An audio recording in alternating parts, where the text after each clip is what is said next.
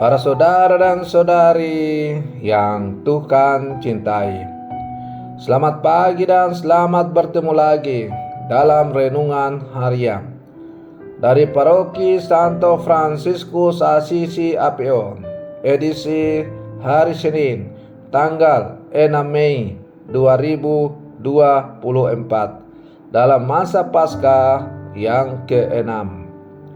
Mengawali hari yang baru ini, kita hendak mendengar dan merenungkan sabda Tuhan. Marilah sebelum kita mendengar dan merenungkan sabda Tuhan, kita berdoa. Dalam nama Bapa dan Putra dan Roh Kudus. Amin. Allah Bapa, sumber segala harapan, sabdamu bagaikan api yang menghangatkan hati. Semoga hati kami Kau nyalakan dalam cinta kasih, agar kami saling membantu, mendamaikan, menghibur, dan menumbuhkan harapan dalam keadaan bagaimanapun. Bersabdalah ya Tuhan, kami siap mendengarkan. Terpujilah Engkau Bapa, Putra, dan Roh Kudus, kini dan sepanjang segala masa. Amin.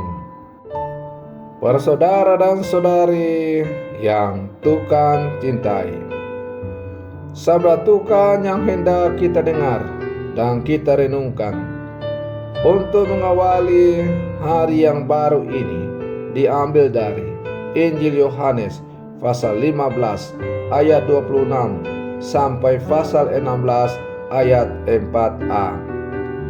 Tuhan bersamamu. Inilah Injil suci menurut Yohanes. Dalam amanat perpisahannya, Yesus berkata kepada murid-muridnya, "Jikalau penghibur yang akan kuutus dari Bapa datang, yaitu Roh kebenaran yang keluar dari Bapa, Ia akan bersaksi tentang Aku. Tetapi kamu juga harus bersaksi, karena kamu dari semula bersama-sama dengan Aku. Semuanya ini kukatakan kepadamu, supaya kamu jangan kecewa dan menolak Aku.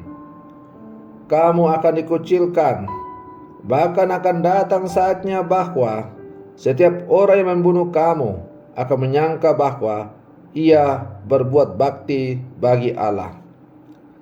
Mereka akan berbuat demikian karena mereka tidak mengenal baik Bapa maupun Aku.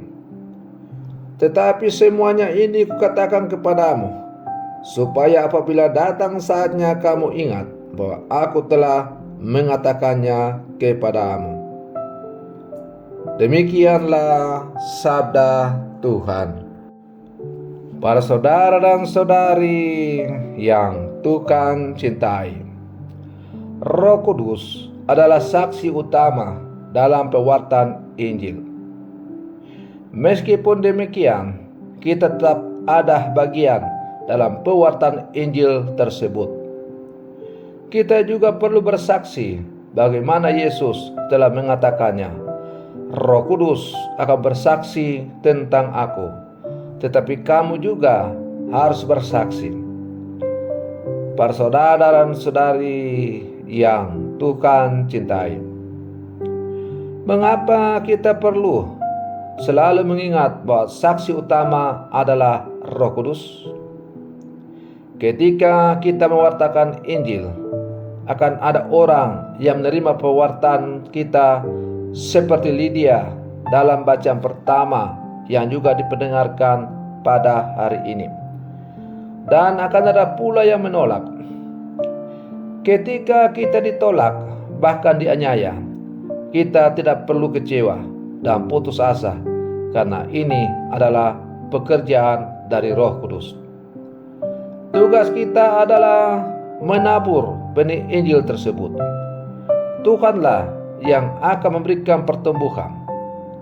Demikian juga jika kesaksian kita diterima, kita tidak boleh lupa diri dan sombong, menjadikannya sebagai kesuksesan pribadi, karena Tuhanlah yang memberikan pertumbuhan. Sukacita kita adalah kita telah diperkenankan ikut mengambil bagian dalam pewartaan Injil. Maka berbahagialah kita apabila ketika kita mewartakan Injil, bersaksi tentang Kristus, ada hasilnya. Hasil itu diperoleh bukan karena kemampuan kita, tetapi oleh karena pewartaan atau penyertaan dari Tuhan itu sendiri. Kita hanya boleh bersyukur karena kita sebagai manusia yang berdosa boleh dipergunakan oleh Allah sebagai sarana untuk Ia mewartakan kabar gembira kepada semua orang. Para saudara dan saudari yang Tuhan cintai, kata bersaksi dalam kitab suci berasal dari bahasa Yunani martureo, yang juga berhubungan dengan istilah martir atau pembela iman. Dalam konteks iman, tindakan bersaksi sebenarnya merujuk pada kesaksian atau pengalaman iman yang kita bagikan kepada orang lain. Namun kesaksian iman itu pun hanya mungkin terjadi berkat karya Roh Kudus, yakni Roh kebenaran yang keluar dari Bapa.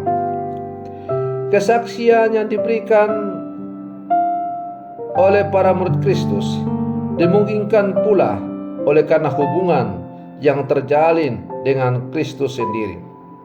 Tetapi kamu juga harus bersaksi karena kamu dari semula bersama-sama dengan aku.